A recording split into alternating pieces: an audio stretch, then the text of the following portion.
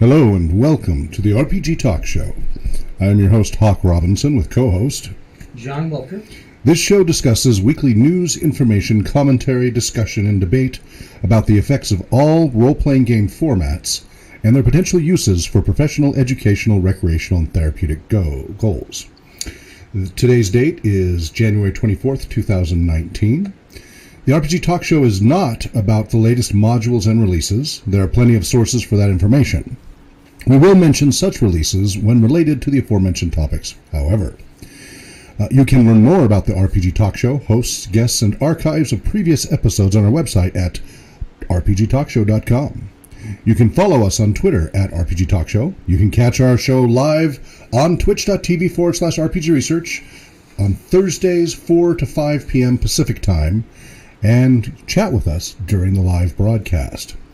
RPG Research Patreon supporters can access the recorded episodes a month or more before they are available to the general public as a thank you for your support. For example, today, I managed to get a couple of episodes and a couple of panels from August of 2018 out to the public today. Qualifies and more. So it was available immediately to our Patreon supporters back in August. It is now January 24th and available to the public because I can only juggle so many things. We're all volunteers here, and that one sometimes there's no, other than 2 steps in Patreon, there's no way to do a successive release through Patreon and then release it to the public. You need to go, Patreon's all and then live. There's no in-between feature currently. So you have to manually go back through. And we put out so much content. We do 5-6 shows a week, and all the essays and everything, all the programs we're running. Remind me to talk about our updated schedule.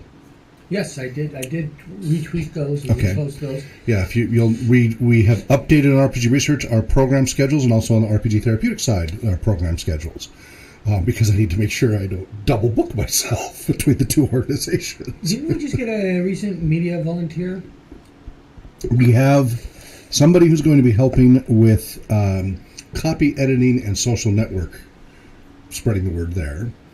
And I'm currently interviewing administrative assistant volunteers.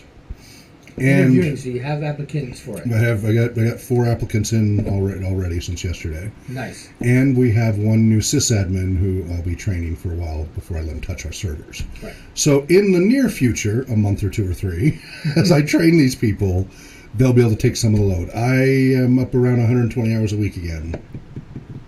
That's not, wasn't 90 when you were starting to break down? So when I worked in the tech industry, I averaged 90 to 120 hours a week for 8 years without a vacation.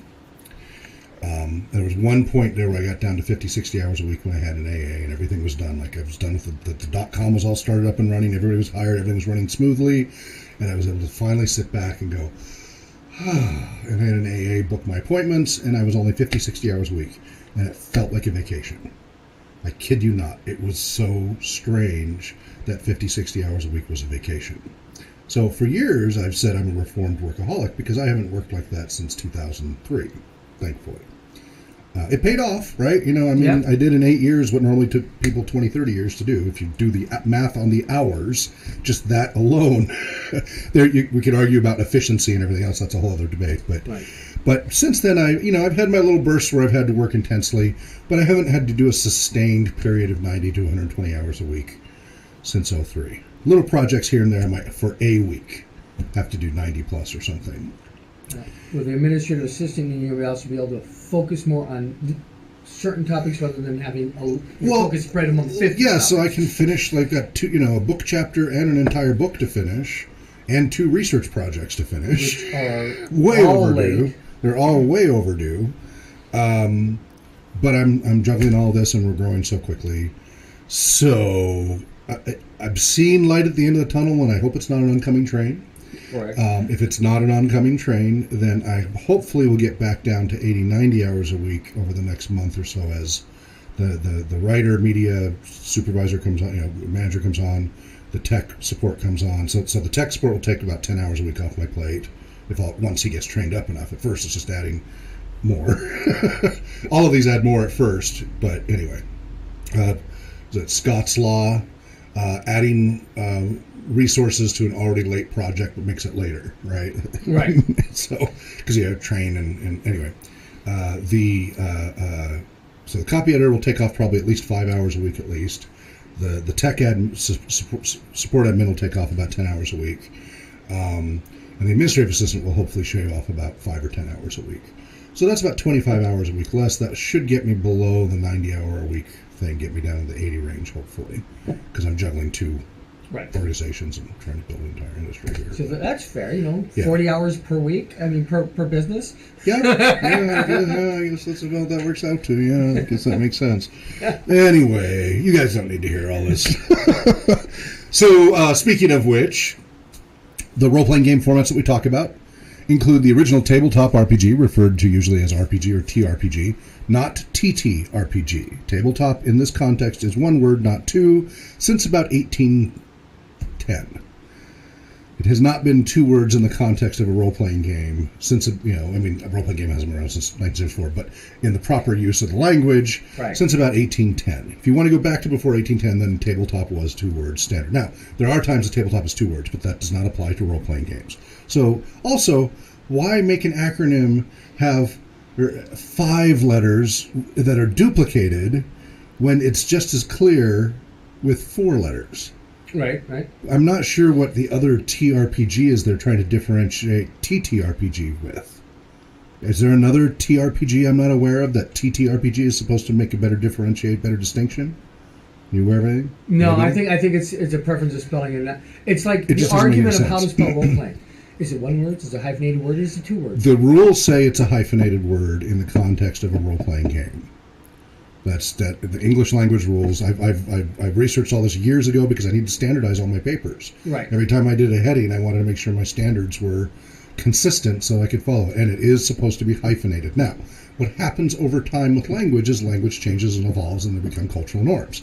It could be, as role-playing gaming gets more mainstream, that the hyphen may go away because it becomes its own recognized object and word in the context of this.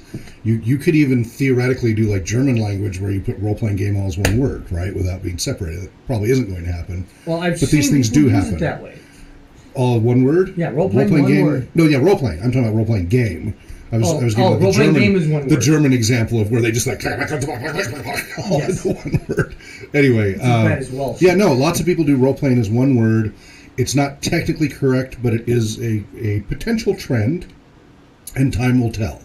But for most of the professional literature that I could find, forget role-playing game, let's just talk about role-playing, but then as soon as you bring in the noun of game, versus gaming, which is another discussion. Anyway, I did all this analysis years ago so that I could standardize all my papers, because I wanted to be consistent. As far as I can tell, the consistent, correct way, grammar police, and I checked with my fiance, who is a master's in English and was a teacher at Seattle University, and she's a tech writer for Microsoft, and all the different writing standards. It's hyphenated. Role, hyphen, playing, space, game. So anyway, so that's what we standardize all of our research and language and website literature on, is that way. So, TRPG, not TTRPG. It's an extra syllable when you say this, the letter. It doesn't make a distinction from some other one that would create confusion, which you would need that extra slot. It makes it longer. I don't know. It just doesn't. I don't know why people do it. I understand those who do PNP because they want to do paper and pencil. Right. Okay, that's a different. It's the same game, but it's a different way of describing it. Anyway, pet peeves. Apparently today's show is Pet Peeve Day. I don't know. All right. So TRPG, live action role play, aka LARP, electronic role play, aka eRPG, of which computer games are a subset. And the VR article is a great reason why I'm not using VRRPG as all computers. Remember, a lot of Bowman and others started saying all computer-based gaming was VRRPG. Right, but virtual has become a completely new But not only that, virtual doesn't have to be electronic to be virtual. Tabletop role-playing game in LARP is a virtual environment, but is non-electronic. So you could say VRRPG in a non-electronic branch you want. So to avoid confusion, I use VRRPG very specifically with VR RPG, right? All that. But Yeah. anyway, so another reason to use eRPG rather than CRPG or VRPG to describe all electronic formats of role-playing gaming. And we will talk more about VR later. Yes, and then solo adventure books and modules, aka SABM, when we talked about the lawsuit last week against Netflix about the Choose Your Own Adventure trademark and other issues. Another reason to use SABM, not CYOA. And also CYOA also means something else. Cover your own assets. Assets, yes. And then we added a fifth one, HRPG, which is a hybrid RPG, which is a catch-all for all the little different variations that are out there, board game, card game, hybrids between LARP and tabletop and electronic, because that was the problem. We're like, well, there's computer-based ones that are kind of like tabletop that are kind of like, okay, let's put those over in HRPG. They're hybrids of these four pure formats. We have these four pure formats. We're working on exactly what those distinctions are. And then when the lines get blurred, it gets shifted over into HRPG. I actually played a HRPG LARP that was part digital, part live action. Yeah. So what do you classify that as? Yeah. Well, the hybrid. Right. Exactly. You're like, well, it's a hybrid of these different ones. Great. That makes sense. That's logical. I'm so glad I finally came up with that fifth one. See, that one I hadn't come up with in my first model in 2004. That was from going back over it this fall. And hey, solves a lot of problems. That and eRPG and SABM. All right. This episode is sponsored by the wonderful Patreon supporters for the nonprofit RPG Research, and we're also sponsored by RPG Therapeutics LLC. You can learn more about RPG Research, the nonprofit 501c3 research and human services organization studying the effects of all RPG formats and their potential to improve lives at rpgresearch.com, and about RPG Therapeutics LLC, the for-profit professional services company at rpgtherapeutics.com. So, talking about my rambling before we went on the air. The longest intro ever. Our show varies each week, but a typical format includes the latest general RPG news related to our focus on role-playing games and research, community response and discussion, RPG-related theory and application discussions, our latest updates on RPG research, the RPG Bus, the RPG Trailer, the RPG Tour, RPG Therapeutics, and more. So, for today, let's start with the RPG news. John, take it away. Thank you. As usual, I'm getting a lot of my news from nworld.org. I'm also going to get my news from various other locations, and I will state them as you're going with. Your camera just went blurry. You're all blurry, John. John, I'm don't being fade. censored. Don't fade away. I'm being censored here, folks. Anyway, go ahead. Okay, so from the News Digest, we have BattleTech, Shadowrun, and a Donkey Kong. I know Donkey Kong is not a role-playing Do that one very quickly. All right, so 2019 marks the 30th anniversary of Shadowrun and the 35th anniversary of BattleTech.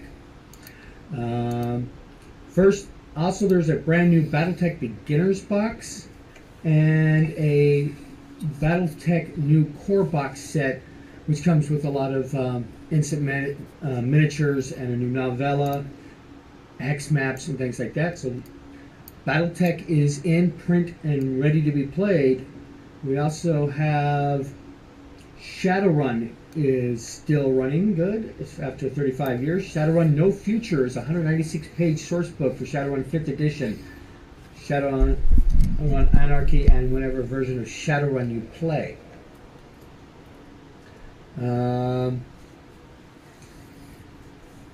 So those are what's happening in those things. They're still out there and still being played, which I'm very glad for. I really enjoyed both of those games. Yeah, and my brother really liked BattleTech. I liked Robotech more, especially when the role-playing game became available. But we role-played BattleTech, even though before it was a role-playing game system. It was just a war game. Right. We had fun with it. But he liked wargaming more than I did. Kind of like my middle son likes wargaming a lot more than I do. I much preferred the role-playing version of it. I only had to worry about and there's a third. one mech. There's a third one. Mech Warrior role-playing game. Oh, yeah. Yeah. And then the lawsuits about who invented which robot. That was a long conversation. I think we did that one once. We did a few months ago, yeah. Now, Donkey Kong. Not technically a role-playing game, but what happened was just interesting enough to tell everybody about. This past weekend, YouTuber Homebur Guy ran a charity event out of spite that raised $300,000 for transgender charity. Now, by spite, Graham Lehman from Father Ted, the IT crowd, went on national television in the UK to petition to cut funding to a charity to assist transgendered youth. It's called Mermaids. In order to raise this money, he played 58 hours of Donkey Kong 64 and to 101% completion. Did he take bathroom breaks? He actually had sleep breaks. Oh, okay. How did that work? Well, how it worked is that he had people jump in and do commentary for him while he was doing this. Good. Good. So we'd have to watch somebody have a heart attack or aneurysm or leg clot die on camera. Yeah, two sleep breaks with commentary from other YouTubers joining on Discord, and a plastic skeleton sitting in his chair. we should use that as an example for some of our upcoming programs. So we can do that. Cool. That's power to him on that fundraising. Yeah, and we will eventually have our own little fundraisers. We'll do 16, 24 hours. Yeah, we're proposing to the board. We have our board meeting next week, and we're proposing doing twice a year, kind of like PBS, NPR, but not at the same time. We need to make darn certain we schedule it to not coincide with any of the local radio or TV stations that are PBS or NPR related. Right. Because then, that will not help. We need to make sure we're on a week that doesn't coincide. Although, the problem with that is they have done a lot of research that those are the best times to do the fundraising, but whatever. We're going to do some sort of events, marathons, what have you, to try to raise funds. To, remember the old classic telethons and such? Yep. We'll do that. I mean, heck, I got 3 phone lines right here, plus the home phone. Callers will be standing by, whatever it takes, to try to get that fundraising going for RPG research. We're going to take a more proactive program approach if the board votes for it once or twice a year. So we'll see how that goes. Now, we've previously talked about how your nerd card wasn't fully stamped, and you don't know all of... So it's not just nerd card. I generally don't invest any CPU cycles. See, that's nerd card. But in keeping up with pop culture in any genre. Right. I have never been good at keeping up with pop culture anywhere. I generally rely on others, friends of mine and family, pointing out. And because they care about it, then I'll take interest because, I care about them. But I don't care. Right. I don't care about keeping up with the Jones. What's that? You haven't updated your list of famous gamers for a while. No, I haven't. On the website and stuff, I need to do that. Yeah, every time I present at a hospital or something, when they're not gamers there, I need to bring in all these other people that people don't expect. So I have a list on the slideshow with photos and names of people that people are like, that's a gamer? I had no idea, right? Do you have a senator we need to add to that list? Yeah, I guess so. That doesn't have as much impact as the celebrities, but we'll add it to the list. Right. Any answer back from him on your email? No, I haven't gotten a response. Well, wait, with the government shut down everything too. Yeah, I don't know that anybody's actually bothered to read an email for a while. Person added to your list also is Joe Manganiello. Manganiello is what it looks like. Manganiello. He actually gives a class on how to pronounce his name. You can look. Apparently, you haven't taken it. I did, but that was a while ago. Okay. Failed, apparently. So, what he is known for in role playing is he plays a character called Archon the Cruel. He's been on the Stream of Many Eyes. He's been on Critical Role. He's been on Celebrity D&D. But why he's a celebrity is for things. Yeah, because I have no idea who he is. So, who the heck is you've heard of why? Spider-Man. The Sure. The Sam Raimi Spider-Mans. He was Flash Thompson. So is this a newer Spider-Man movie? 2007. Okay, yeah, I didn't watch any of those. Okay, and he was on, CSI to the Death. I don't watch any of those. He was also on Magic Mike. I don't even know what that is. I don't even know what that is. At least the others I know what they are. Magic Mike's male strippers, so I can understand why you didn't watch that one. It's a show for male strippers, or what? It was a series of movies. Oh, is it like Jiggle? American Gigolo? Yeah. Yeah, kind of. It was about a strip show. Okay. How I Met Your Mother. Okay, I've seen a few of those episodes because my youngest son, was really dug that. He really liked what's his Doogie Howser name? Patrick Harris. Neil Patrick Harris, yeah. Yes. He really thought he was funny, so my son was always talking about it. So I caught a few of those episodes, so I'm at least a little bit aware of the show. And then, of course, that ties back into Dr. Horrible, which Katie introduced me to, the whole Whedonverse thing. Right. Yeah. So you know about True Blood? Vampires and werewolves? Yeah, he's one of the werewolves. That's right. He's one of That's the werewolves. where okay. I had no idea who he... Okay, now I know who he is. Yeah, I saw the whole True Blood series. He's also Slade Wilson, I understand the book's supposed to be better. Who? Deathstroke for Justice League, Batman. Okay. He's going to have his own Deathstroke movie. Okay. I don't even know who that character is. I know who Justice League is. I have no idea who that character is. I know who Batman is. You know who Deadpool is? A little, yeah. I watched. Didn't he get like 2 of his own spin-offs? Is he the red suit with the? Yes. He's kind of snarky. Correct. Yeah, I saw one of those. So I've never watched the comics, but I know who Deadpool is. Deadpool is a ripoff of Deathstroke. Okay. And had no idea. He's a Batman villain. Okay. Super, but no need to get into details. He is a movie star. And why am I bringing him up? Because Joe Manganiello, Joe, you know how to say your name. Helps kids be kids with Dungeons and Dragons at Children's Hospital in Pittsburgh.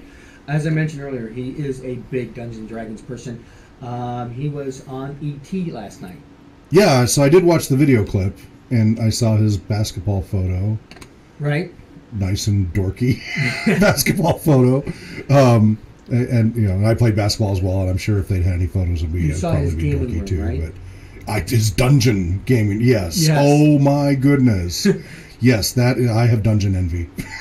I have game room envy. Trophies are $400 a piece. Oh my goodness! What trophies? He had the dragon's heads. Yeah. And the beholder. Those are like $400 a piece. Oh, okay.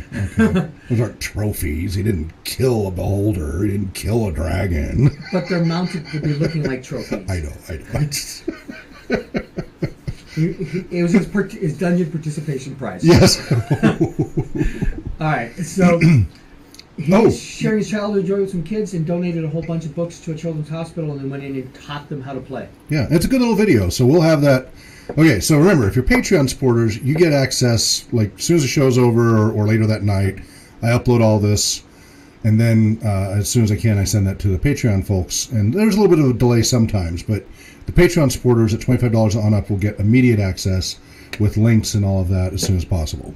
Then about a week after that, or longer, the $10 level on up, and then a week or longer after that, all the rest of the Patreons, and then a week or longer after that, the general public. As I said, I just got a couple of our episodes and panels from August out to the public today, so I'm a little behind, wee bit.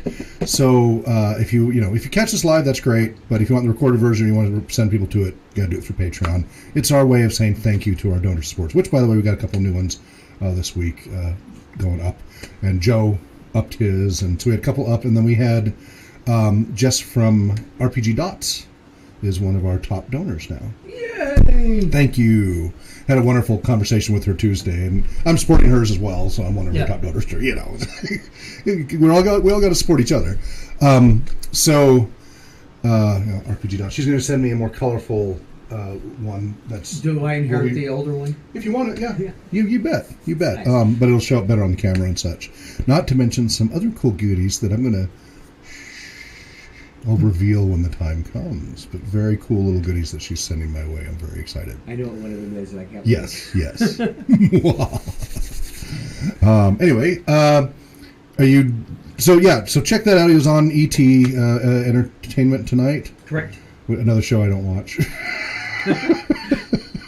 But I watched this clip. I watched the clip, and I was like, "Oh my goodness!" I accidentally fall across that.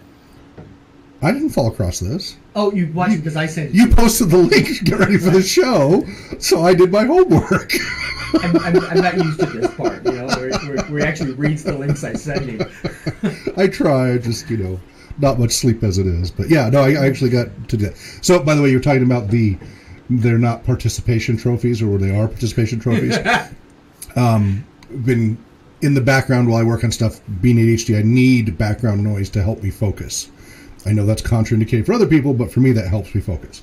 So it has to be stuff that's not going to interest me too much, but is interesting enough that my mind doesn't wander off on other things from the task at hand. Right. So it helps handle that part of my brain that needs a little bit of stimulus, but not too much. And so I've been running in the background all of the Stargate SG-1 episodes, and I'm up around season 10 now. And before that was Babylon 5 again. All these things I've watched umpteen times, and that's why it's interesting enough, but I don't have to watch and pay attention. I can follow along without too much effort. Your 37th time through, yeah. You go on autopilot. So they were doing a kind of their comedy, their 200th episode spoof thing, and I think it's the one that includes all of them as puppets, as marionettes and such, because of the Thunder jet thing. So they did their own Team America. Yeah, Team America. They did a mini episode of that of SG-1 of them all as that. But anyway, at one point they talked about, I think it was the general to the colonel, or the colonel to somebody else, like, this is real life. You don't get a participation trophy. In this world, if you screw up in the military, whatever, people die. So you either win or you're dead. There's no participation trophies. So they just really hammered on the participation trophy thing. As long as we remember, it wasn't the kids' fault who got the participation. It's not the kids. It's the parents and the others who did that, who misunderstood the concepts of positive psychology and warped it and distorted it and took it to an unhealthful level that we're now trying to undo the damage, a couple of decades of damage from. Right. Anyway, what else? So, Mind Shift, KQED News. Yes. KQED.org. This one you want to have a little argument with. Forget screen time rules. Lean into parenting your wired child, author says. Yeah, less argument than lots of commentary. Right. Overuse of technology is overtaking drugs, sex, and bullying to the biggest parental worry. And this is more than just too much time role-playing. This is all... They're just talking about video. This is all screen. They're not talking about role-playing. They're talking about screen time, period. From your phone to your tablets to all the extra screen time. Yep.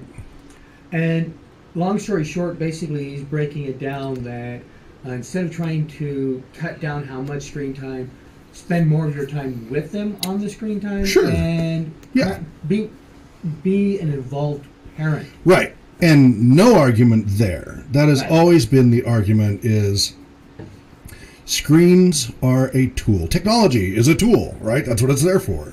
And all these screens, these smartphones, these tablets, these laptops, these consoles, computers, etc., voice activated, automatic, all these different things, they are tools. And tools, when used properly, are obviously here to benefit mankind and improve our quality of life and free us up for... So, address Maslow's hierarchy of needs, a lot of times take care of our lower needs so that we can focus on, becoming our best selves, possibly, if used appropriately. Unfortunately, they often get misused, and that becomes problematic. What the key thing is, he talks about leaning into it and doing all the screen time with them. Well, I totally agree with that. I did that with my kids since they were little. We were playing Warcraft 2 and stuff since they were very little.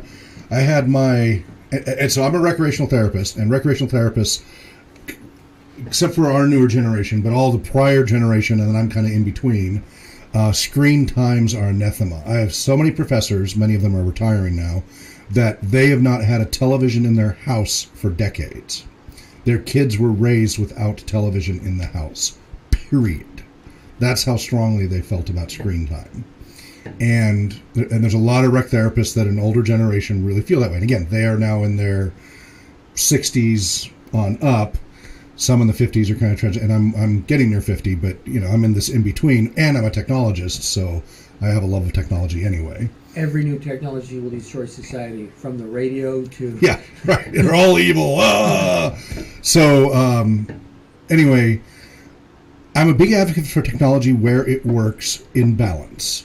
But I'm also, because I'm a technologist who has an extensive technology background of 40 years, know that there's, productive uses and totally unproductive and counterproductive consequences to technologies. So with the whole screen time thing, what I did is I limited my kids to their solo screen time of about an hour a day on weekdays, and then they got a couple more hours on the weekends that they could do for solo screen time. But that was the big differentiator I made. Yeah, you can go off and go do this and play for yourself. But they didn't get to do that till first I spent time with them talking about what they were doing, what was safe and what wasn't safe, if it was online. I waited till they were older before they got too much online access, but and I controlled all the servers, and I have because of my technology, I controlled the filters, which then became a game of virtual King of the Mountain for them. They're always trying to find bypasses and SSL VPNs and ways to get around my firewall and everything. And so they became the elite techies at their school, because when they would figure out workarounds to my firewall, they'd go implement it at the school, and the kids would love what they did. They're like, yeah, let me show you our latest hack we just figured out because we were trying to get around our dad. So it became a game, and I didn't take it too seriously. I'm like, all right, you guys get your internet unplugged for a few days while Yeah, well, luckily that didn't happen with them. So I had friends in the 80s that did happen. Yeah. I did not want that to happen to them or me. Anyway, so I was very involved. Yes, I introduced them to technology at an early age. I had Drake, I think, playing on my Amiga 2000. Yes, I still have a working Amiga 2000, for those of you who know what that means. It's awesome. I do some music with it. That's about it. If I find mine and bring it back, you can get running again. Cool. Yeah. I think he was 4. No. Yeah, and I think William I had on the Amiga 2000 when he was just 2 or 3. So the Amiga 2000 had a lot of great old video games, like arcade-style video games, and you had it with a joystick and stuff. Oh, yeah. And they were great, like motorcycle thing. And I had a Dragonflight one where you were flying on a dragon. It was there's a Wii one that does that. No, this was from Amiga. Oh, okay. You were flying on a Dungeons and Dragons dragon. Huh, okay. And well, anyway, fireballs and stuff like that. 2-3 years old, I introduced my kids to technology, but I never babysat them with a screen. Like, I never just plopped them in front of the television. This was something my ex-wife and I butted heads about, because she would get frazzled, need a break, need to clean the kitchen, what have you, understandably. So she would plop the kids. Now, the younger two, they would get bored and go do their other stuff. The oldest one, because I think he's on the spectrum and such, he would just be glued to the screen, right? He'd just, right? And if he wasn't doing that, he'd be doing other, stereotype behaviors. But, so that was really not a good idea, I believe. But the other two would get bored and go do their own thing, so they self-regulated okay. And then with the video games and stuff, I gave them an hour screen time solo, and then if they wanted more, we would do it as a family. Like, well, you're at your limit, but, I'm done with my work now. Let's all go play Warcraft 2, or let's go play Battlefield 2, or whatever the game was du jour at the time, Battlefield 1942. Right. Together, cooperatively, generally. Sometimes I'd let us play competitively, but I really never liked that. It always devolved to the middle one getting in a verbal fight with either the youngest or the oldest, because the middle one's always, caught in the middle. Mm-hmm. So I generally tried to always get them to play cooperatively, and sometimes one or the other would switch to the other side without us knowing and start headshotting or whatever. Like, ah! But anyway, family involved, directly involved with it, and there came a day when their uncles came over on their mother's side and taught them all the tricks to Warcraft 2, which I never learned. Right. So all of a sudden they started to kick my rear. And so I noticed in the article he says he doesn't really play video games with his kids anymore because they've gotten so much better than him. Yeah. And you know what? I think that's kind of a lame excuse. Even after they kicked my rear, I kept playing, and I just kind of accepted, well, I'm not going to win. But they loved it. So for their sake, I was happy. I gave it my best, but I knew it was a losing battle. But I made it difficult, like with Warcraft 2. I would immediately, as quickly as I could, I would send serfs to every other mine I could find while I was still building my own, so that as soon as they killed one area, I already had built up 3. They'd always have to search the entire world because I'd always have one more serf left, and I would never give up. Never, ever, ever give up. Is what I was taught them. And they're just like, Dad, they're so frustrating. You know we beat you. And I'm like, I'm not surrendering. You have to kill me. I'm not going to surrender. And you know what? They loved it. They had a great time. And they had resilience. Yeah. And and they did it first, where I was whooping all of them. I'd have all 3 of them gang up on me, and slaughter them with dragons and what have you. And the characters, not them. Right. We do not kill players here. That's right. Only characters. So, and that was frustrating for them, but I moderated, and I'm like, okay, at first I had it as every person for themselves. When it became clear the youngest was struggling, I had him buddy up, and just kept it so that it was fun and engaging and challenging.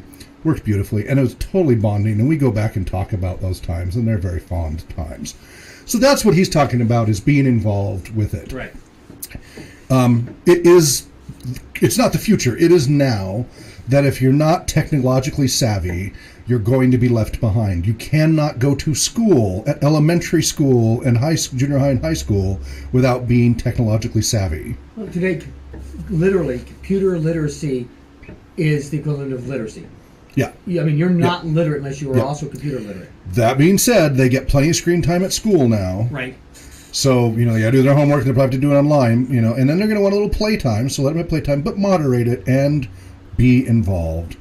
Do not babysit your kids for long periods of time. A little bit here and there, okay, fine, but not for long periods of time. That's bad for their development. An hour a day of screen time that's productive activity, even just a video game, the neuroscience is good that it's good for the brain. There's strong neuroscience that about an hour a day is good. Yep. When you start to get up to the 2 hour a day thing, that's when all the detrimental stuff starts to kick in. And it varies from person to person and traits and what you play and all that.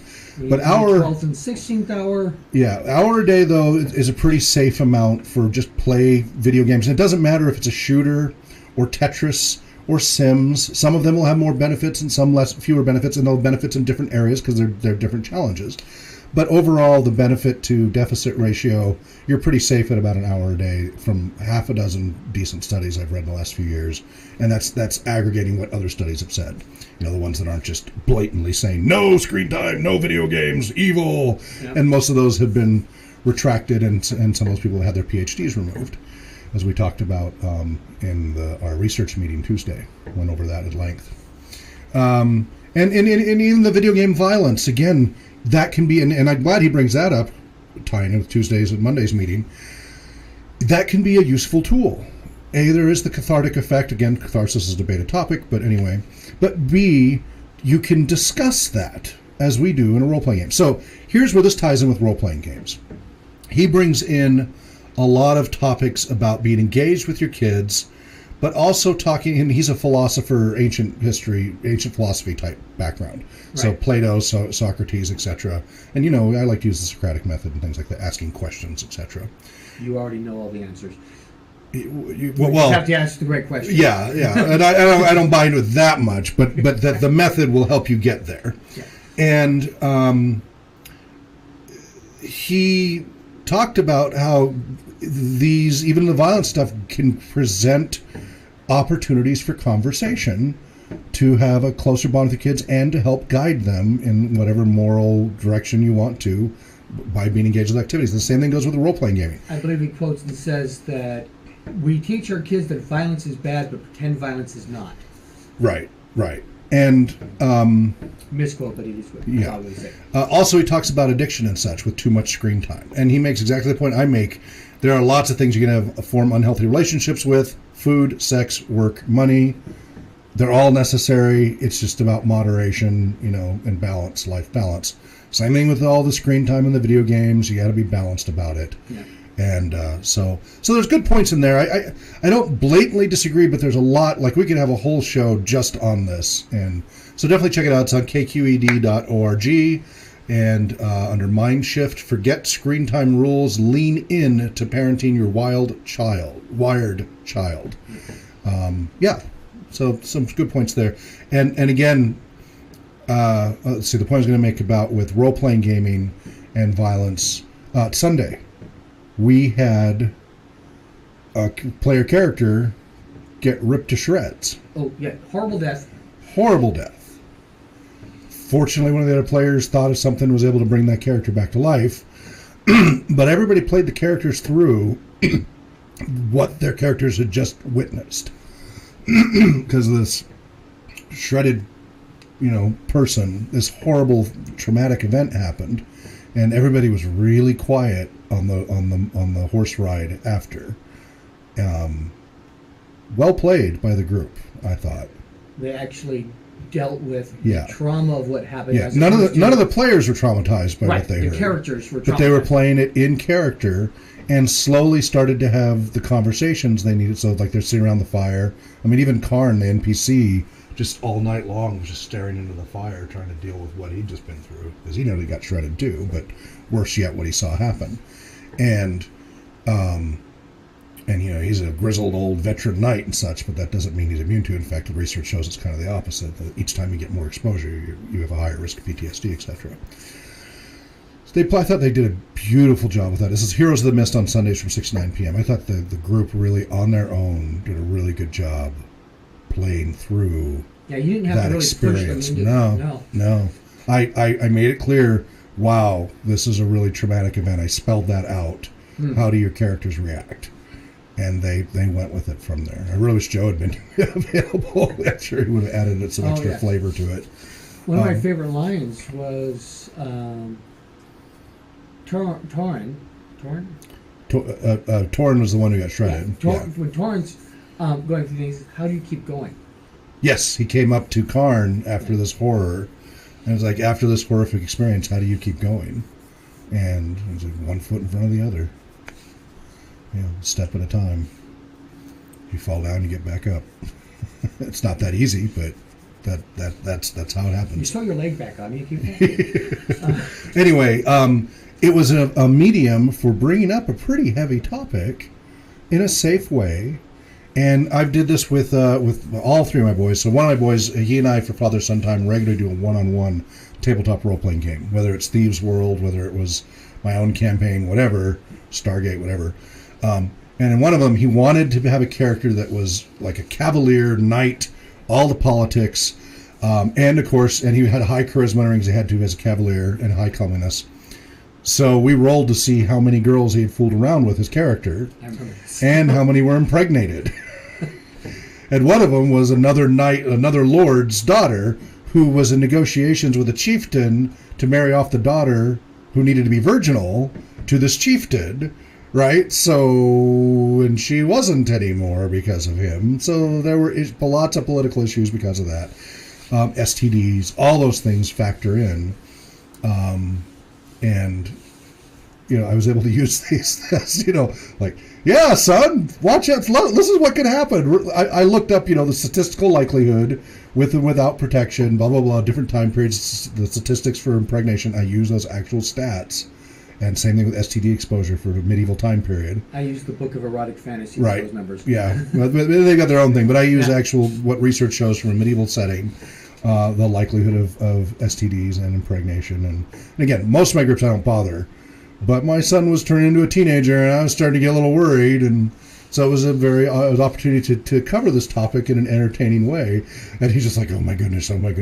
And, at least so far, he has not gotten anybody pregnant.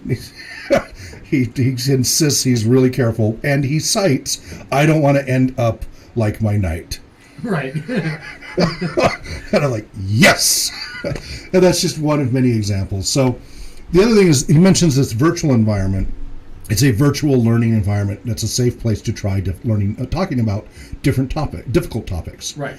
And that's what role-playing gaming does, especially because it's conversational, the tabletop especially. So same thing. It's definitely engaged this way. So definitely a good article. Check it out. There's things I could line by line debate, but we don't have time for that. Maybe another time. Anyway, moving on. Very quickly. Don't want to get into them because it's just the amount of time. But connectmovie.com has Kirk Cameron is doing a movie about this exact topic. And you can go to connectmovie.com to find out more information about it. He has discussion guides and things like that to go with it, talking about all the extra screen time and people... technology and our kids. Mm-hmm. Okay. In a counterpoint to it, there's also an article that I pulled from the Rec Therapy Today Facebook page. Oh, good for you. The USA Today article, Physical Education is key to longer, happier lives, and our kids aren't getting enough of it. Yep. So the counterpoint to too much screen time is getting us exercise. Yep. And of course, LARP is an excellent way to get that physical and make it still fun. And so my boys and I went out, and this ties in with Adam's conversation Monday about violence and how that was parental abuse with the kid, the 8-year-old with the Star Wars sword, the 12-second video clip. And how the LinkedIn commentary switched to that's parental abuse and it's all teaching his kids violence, etc. And we talked all about that Monday. My kids and I did a ton of sword fighting growing up with them, with foam swords, and even like the rattan. Like I've trained martial arts since I was 4. I've raised my kids with martial arts over the years. We talked about that Monday, how actually research shows that if you go through most martial arts, at least the newer ones are too much sports, but all the old school martial arts teach mastering violence so you don't have to be violent, right? So, because you get a level of competence and confidence, nobody will mess with you. You we learn to fight so that we don't have to. Master fighting so you don't have to fight. And very much about never instigate, walk away when you can, self-control, all that discipline that comes from it. Lots of research to support that. So I raised my kids with that, but we sparred all the time, and sometimes we, got roughed up a little bit. We did paintball. We have a ton of paintball equipment and everything. We go out even in the winter, and from time to time play. Yeah, it hurts in the winter because they freeze and they don't shatter. It hurts. We wear protective gear, but it still hurts. Right. Awesome bonding moments with my kids and their friends and family, and just like we go canoeing and hiking and motorcycling, all these other things. These were just more activities, and it helped them develop their kinesthetic awareness and their body awareness, their balance, self-confidence, competence in the world, which I was listening to. So one of the talk shows were released, and one of the panels were released from last August. One of the panelists talked about the multiple intelligences, which I've mentioned a number of times over the years. So there's a lot of different theories, but the main one that he was referencing, others, is Howard Gardner proposing the model in 83 book, Frames of Mind, The Theory of Multiple Intelligences. So according to this, and again, hotly debated topic, lots of people disagree with it, take it for what it is. So the main 8 criteria are 8 intelligences, and the number goes kind of up and down as there's debate.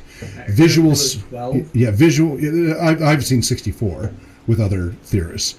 Visual, spatial, linguistic, verbal, interpersonal, intrapersonal. So Avedon interaction patterns here, right? Logical, mathematical, musical, body kinesthetic, and naturalistic.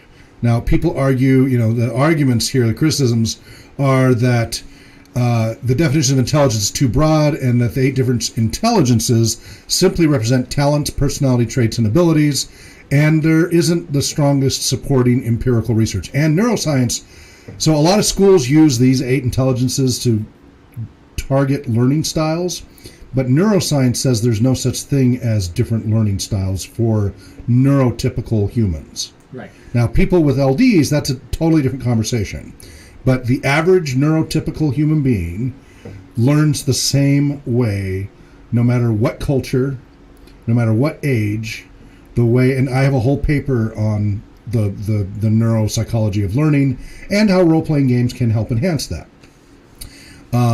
I do have a different learning style because I do have LDs, and so certain areas I was much more successful with different approaches than other areas, but that's because I have learning disabilities.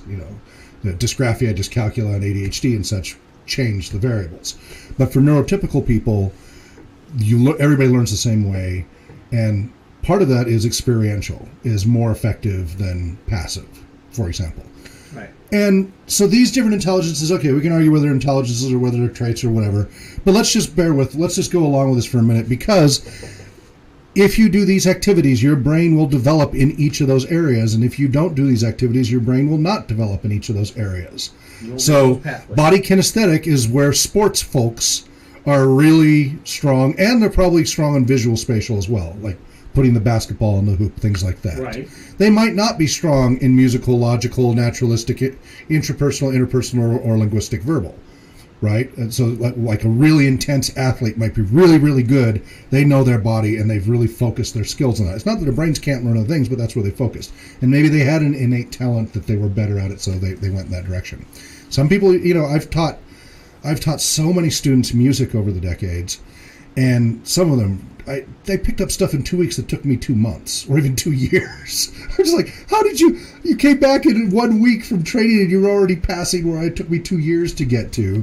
Some people just have that natural ability. Some people, can hear pitch so much better. Right. And there's the naturalistic thing. People That one, I don't know if that's an intelligence or not. It's certainly, there is the theory of nature deficit disorder and how we need, and this is talking about that unplugged screen time thing, that we need to interact with nature and have that awareness.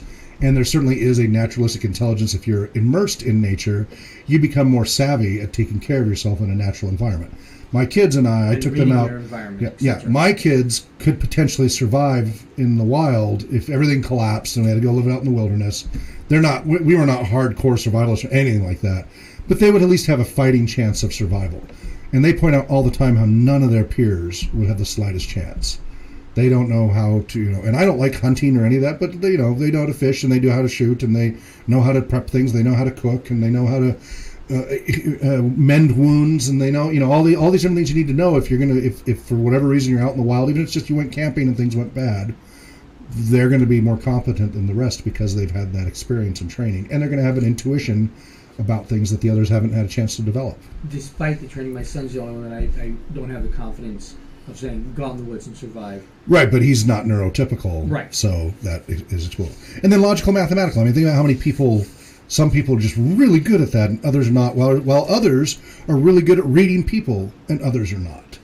So these are all interesting things, and I think role-playing gaming can tie in with all of it. We use all of these in our programs to different degrees. Right. We involve music, certainly logical, mathematical, certainly visual, spatial, certainly linguistic, verbal, intrapersonal, interpersonal, and naturalistic, depends if it's an outdoor program we're doing, and the body kinesthetic if we're doing LARP and other things. And even just picking up the dice and such, there's an aspect of that too. So our programs involve all of those, and we measure these things. We use assessment tools to see how they're functioning in each of these areas. Whether or not an intelligence or not, that's a debate. But that does, the naturalistic thing ties in again back to what we were saying about got to balance the screen time versus get out and be healthier, because otherwise obesity and all of that's a real problem. Okay, running very short on time here. Do we have time for virtual reality therapy? Yeah, very quickly. So, where did I put that? Did I even put a link to it, or did I just mention it? Well, you put a link to it because I opened it. Well, where did I put the... It's at Libertpub, LIEBERTPUB.com. I'm not seeing it in... Did I posted it in Discord? No, you sent me an email. Oh, that's why. Okay.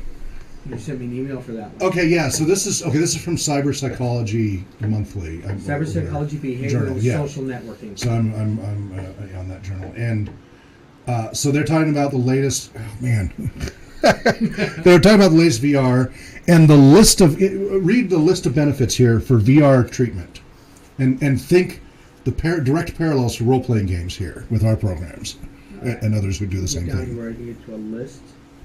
It was kind of in the abstract where it was just a very quick list at the top about the benefits of it.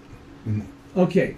Virtual reality is no longer a fantasy or a novelty to use for pure entertainment. It's technology that has, over the past 3 decades, taken hold and enriched multiple areas of science, most notably healthcare. Starting from these premises, this special issue will specifically investigate how VR and other important advanced technologies are being adopted and adapted to use in the healthcare field with a specific focus towards diagnosis and treatment of mental health disorders. Part of daily lives. But it was talking about creating a virtual environment to try out difficult topics, etc., like we were just talking about. Right. Maybe I just read through it so quickly it's buried in there and I didn't realize. I thought it was near the top, but... One of the most dramatic areas of growth feature the issue of use of non-invasive technology such as VR as an adjunct to invasive medical and surgical procedures. It's well established that distraction and its effective pain management technique, both procedural recovery, immersive technologies such as VR enhance the pain-reducing effect. Yeah, skip that whole section. That's not what... Yeah, I mean, it's interesting, but that's not what the topic was. Okay. Anxiety disorders and success has been shown in studies connecting the world in their study. Small animal phobia, for example, spiders. Yep. Exposure therapy, yep. The feeling of being there, physical presence. Okay. We'll have to do another time where, I'll give you the bullet list of things that they mentioned, Right. Yeah, but about being able to deal with conflict and other challenging things, and we do the same thing in role-playing gaming. And structural cognitive behavior therapy. Yep. We talked about being for that. We'll do another time. So, you were talking about the physical education is key to longer, happier lives. Our kids in schools need more of it. That was the last article you posted there. Right. Talking about being overweight. There was a study here in Central Washington University. They did a semi-controlled study on video gamers and about obesity. And the more hours played of video games, the higher the obesity rates. Blood work was bad, etc. And, you know, that's fairly intuitive, but some of these things have to be checked because a lot of times the things we assume end up being wrong, like the whole video game violence thing. Yeah, so all these things, a lot of things are wrong. But we see it, you know, same thing with tabletop role-playing gaming, too. We need to get out and be physical more. When the weather's like this, it's harder to do because with my lungs, I can't. But I miss skiing. Oh, boy, I miss skiing.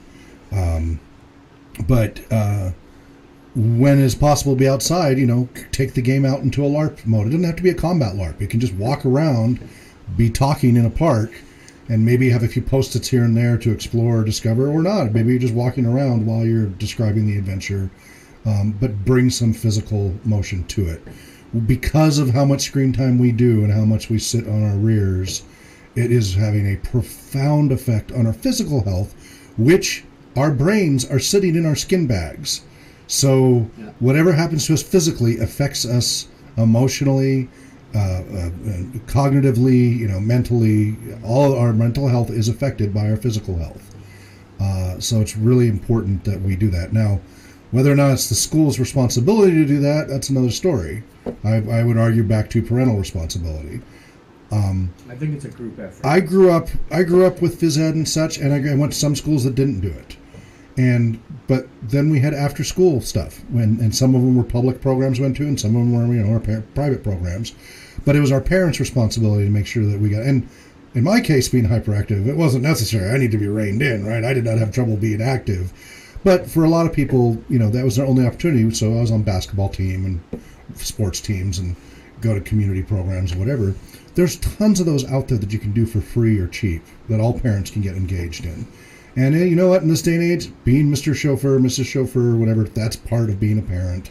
You're going to take your kids around to these programs. And yes, I know it's a hassle and it's exhausting. And if you worked a long day, the last thing you want to do is drive your kids around with a bunch of other screaming kids because you agreed to carpool, blah, blah, blah. But you know what? It's our parental responsibility. If we bring kids in the world, it's our responsibility. And a key part of their mental health is their physical health. Study after study after study shows that if, you know, being too sedentary is going to lead to more health issues in general and is not going to be good for your mental health and your cognition. You want to sharpen up your brain and do better on tests and such, get a little more physical. You don't have to be an athlete, but just getting up and walking and doing stuff will activate your brain because your brain uses a lot of blood, oxygen, and sugar. It uses a lot. For an organ, it consumes an awful lot of oxygen, sugar, and such through your blood stream. And if your cardiovascular pulmonary system's not effective so that your blood is not well oxygenated, your blood sugar is going up and down and everything, you know, too many, corn syrup, sugar spikes and all that, it makes your brain go wonky. You're going to have all kinds of brain issues. And it can lead to mental health issues, right? Because your depression is a big one. Anxiety is a big one. Misinterpreting physiological responses because of the physical stuff, turning into an anxiety or fear of a panic attack. So these are really important things. Whether or not it's the school's responsibility, that's a different debate. But yeah, it is longer, happier lives, study after study. Now, this one you said you found in the recreation therapy Facebook page. Okay, good. Yeah, there you'll see a lot of those. And that's why I said I'm the first recreational therapist to bring role-playing games in as a modality, because most rec therapists come either from an outdoors background or a jock background. Right. Prior to the last 5 or 10 years. I never met a recreation therapist who had been a role-playing gamer, period. I'm talking certified ones. Right. I'm sure they're out there. I just have yet to. I've met hundreds of them, and not one of them ever did role-playing. Some of them, as the years progressed, some of them have done the video game version. None of them did tabletop or LARP unless they've seen my presentation. Started with Wii. Right. Well, and rec therapists like the Wii, and nurses like the Wii because it's great with the physical aspect and helping with hand-eye coordination and disabilities. Oh yeah. So you see that now, but back in 2004, no. Yeah, big change. So yeah, we got a lot going on here now. Of course, tonight we have from 6 to 9. It's going to be applied gaming, so we alternate between RPG theory and applied gaming, and we're doing part 2 of the house building rules that we started last Thursday, or was it last Thursday? Last week. Yeah. A week that is not now. A long time ago. By popular demand, everybody there wanted to continue doing the house building because they were really getting into that experience. Now, the second half tends to be a little slower and more tedious because you start getting into creating your heraldic symbols and everything else. Right. It's a little less exciting than the first part. That's why, but it's still pretty cool. We still haven't allocated all the resources and building up your armies and wealth and all that. So you guys will enjoy that part. Some people get a little bogged down on the heraldry side, but it is a very cool tool to help build camaraderie before you ever make your characters. So that's tonight from 6 to 9. And then tomorrow we are at Spark Central. Yes, we are. From 4 to 7 doing our drop-in and RPG. The phone calls and emails have gone out. Good. And we are looking at probably adding another drop-in and RPG day for the weekends for those who can't do the Friday ones. It's looking like Saturday is what it's looking like. Is that where all the votes are coming in? That's the majority. Like, it's not a whole lot of votes. Most of them had said I can do noon to 4 Saturday or noon to 4 Sunday, either one. And then I think I've had 1 or 2 that said they can only do Saturday. So that kind of shifts the balance. It's not, the poll is not closed. Voting is not closed yet. So anybody who wants to get in there and vote on it in our internal, the rpgsn.net, our internal role-playing game social network, get in there and do it. I haven't nailed that down yet, but it's leaning that direction. If we do that, to save it being back-to-back in the workshops, I might move the workshop to Sunday. Because Sunday's more flexible. Workshop's more flexible, too, because we can remote for that, whereas the drop-in RPG, we have to go to a location. And Sundays can conflict with church for a lot of people for a drop-in an RPG. That might reduce people participating, versus Saturday. A lot of people go out on Saturday. So it's kind of really going in the direction of Saturday without being quite 100% yet. We should know in the next few days.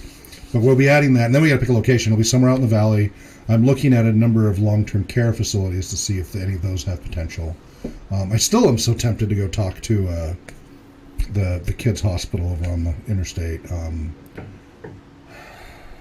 Shriners. Oh, Shriners Children's Hospital. I'm really tempted to go talk to them. I probably should anyway. Makes sense. Yeah. So we'll see. I wanted to make sure everybody got exposed to other populations like I have, because right now the population exposure is kind of limited between the library and the community center. So I was trying to find another population that everybody gets training with. But we'll see. We'll see what works out. So very quickly, one of the Kickstarter things came in. It is a map of Middle-earth tablecloth. It is only large enough for a card table. I was thinking it was actual, like, full tablecloth one. I didn't pay attention to the fine print, I guess. Still very cool, but it's only large enough for a small card table. Is about all I really work on. And then I've got about 4 or 5 Kickstarters that I still have no fulfillment from, and some of them are over a year now. So a year and a half. And I've been emailing, and they ping me back every few months saying, we're working on it. So that's coming along. A quick note that the Expanse RPG is through Green Ronin. So originally we were evaluating it as something to use. We will still check it out. But since it's Green Ronin has an overreaching license agreement that you can't even use it for charity very easily. According to them, we would have to pay for a license if we want to do it for a fundraiser.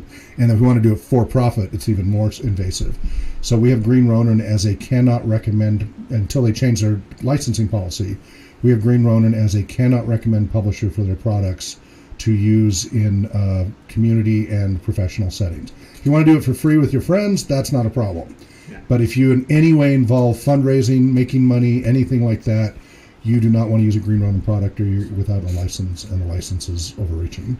The cannot recommend does not mean it's not a good role-playing game. No, there's some great products. We're not saying that you shouldn't play this game. Yeah. We're saying you shouldn't use professional it in a warning. therapeutic setting. Well, or any a professional setting where you or fundraising, anything dealing with money. If your game store charges for people to come sit at a table and play, you better watch out. Right. Because legally they can go. Yep. Sorry. And a lot of the others we've got permission. That's not a problem. This is the only one so far that has, and they're not that big a company. Like the big ones, Wizards and others, not a problem.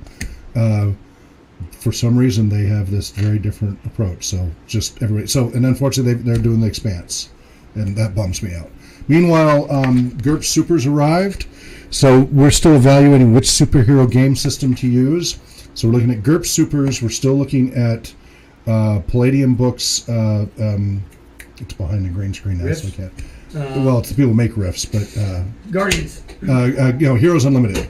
Yeah. Okay. And then we also tried Sentinels, which is in the running. We are not evaluating Mutants and Masterminds. We were going to, but that is published by guess who? Green Ronin. So we can't use it in our programs. So Mutants and Masterminds is off the table for evaluation. Heroes is not. I had a number of people on WeMe and such recommend the Hero system, which is a fun, flexible system, but it hasn't been in print since 2012, and you can't get print on demand of the core book. Right. So it has to be available in print for people, otherwise they can't continue it. You said Shadowrun's their 30th anniversary today? Shadowrun's 35. Wow, okay. We've yet to do that. One of these days we should do that. But anyway, so GURPS, because we're also doing GURPS Cops for a police procedural one.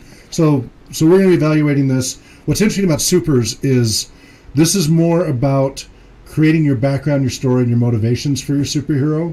It doesn't have the powers. You have to get GURPS itself and GURPS powers for the powers. This is all about creating a heroic super setting, which is very interesting. And you can have, conflicted heroes and all of that. But the key thing I wanted to read from here, because this is so far I don't see any behavior management in the system. It's all in the narrative. Right. But the formula for creating a super, first part, they say mission. Part of being a hero is having a cause to fight for. They aren't supposed to fight for money or for love of fighting. They're supposed to fight for something bigger than themselves and, if necessary, die for it. Then they have a section on code. In addition to positive values, things they strive to attain, most heroes have things they work to avoid. Often these restrictions are more stringent than the rules ordinary human beings live by. Many never use deadly force, even against foes who are trying to kill them. Most heroes keep their promises, even to their enemies. Typically, they uphold the law, even in settings where they're legally classed as vigilantes. In many ways, they're like the knights of medieval legend who lived by chivalric ideals that made their lives more difficult. And again, these are ideals, not necessarily reality. So that I like, right? This is when we talk about working with at-risk populations, incarcerated populations, etc. We have to find games that are going to encourage, adaptive behaviors versus maladaptive thoughts and behaviors. And that's why we can't use like straight D&D without a lot of modification, because it doesn't provide the heavy consequences to guide them into different behaviors. I mean, we can use it, but we have to be very careful. Right. If we're supervising, it's fine, but we have to be careful about the groups that do it. And if you've got a well-trained, trustee, then that's one thing. But if you've got people who, are struggling, you might not want them running themselves. You might need somebody with the training to run that safely. But in these other games, you can hand off to these populations, and if they follow the rules of the game, the mechanics, like Doctor Who, Adventures of Middle-earth, the One Ring role-playing game, etc., the mechanics promote these more positive, adaptive, heroic attitudes and behaviors, whereas the other games may not do that. Like, I would not want to have Vampire, any of the dark Vampire the Masquerade may not in at-risk and incarcerated youth or adult program. So that's why these things matter with those populations. Now, there are outliers. Neurotypical people, not a problem, but people in these particular situations, you have to take these things into account. So that's what's going on there. As I said, I got like half a dozen Kickstarters I'll talk about next week that I'm still waiting for stuff from No Thank You Evil and Monty Cook Games and The Expanse and that LARP Park game with the rule book for the LARP that they were supposed to give us a copy. Still haven't done that. Right. It's already come and went. And so there's a lot of stuff out there that I've been waiting for, some of them upwards of a year and a half for fulfillment. So Yeah, I Makes just you sent nervous. emails to everybody. Well, most of them sent something in November or December, and it was the holidays. So I just sent all of them an email going, okay, Happy New Year, the holidays are over, can we get an update? Can we get things done here? Especially our No Thank You Evil stuff. Like, where the heck is all that? Got mine. No, they had a problem with specifically Shipping. With shipping. Yes, But I got mine. your physical. Right. Yeah, I've got nothing. And no, I know that you've got more I've got than digital, I got. but nothing. Yeah, I got multiples of Right. everything. So I don't know what the delay is. Yeah, and they haven't responded to my multiple inquiries the last couple of weeks. So we'll see. Anyway, we got to go. Wherever it may be, be well. Happy gaming to Maria, and we'll be back in about 45 minutes anyway. So Dream for well. the house building.